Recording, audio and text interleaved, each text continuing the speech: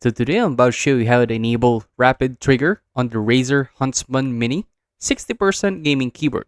Step by step and super easy. If you're into competitive gaming or you just want faster key response and smoother movement, rapid trigger can make a huge difference. It lets your key reset faster, which means quicker inputs and better control, especially for games like FPS and rhythm games.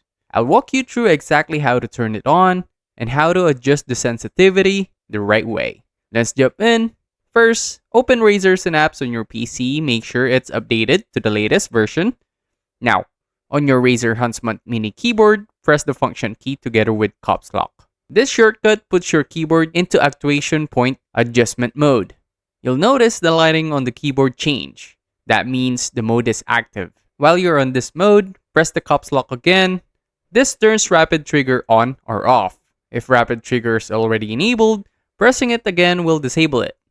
So make sure you only turn it on once.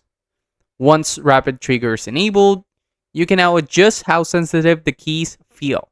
You can use the arrow keys or the number keys from 1 to 8. Lower numbers mean faster response and lighter key presses. Higher numbers mean less sensitivity and deeper presses. After setting your preferred sensitivity, press function and escape together. This saves your configuration and exits the adjustment mode. Your keyboard will now keep these settings even after closing Razer Synapse. And that's it. That's how you enable rapid trigger on the Razer Huntsman Mini keyboard. Once it's on and tuned properly, you'll notice faster input response and smoother control in your games. If this helped you out, make sure to like, subscribe for more quick tutorials like this, and comment down below what other topic you want me to break down next, and I'll see you on the next one.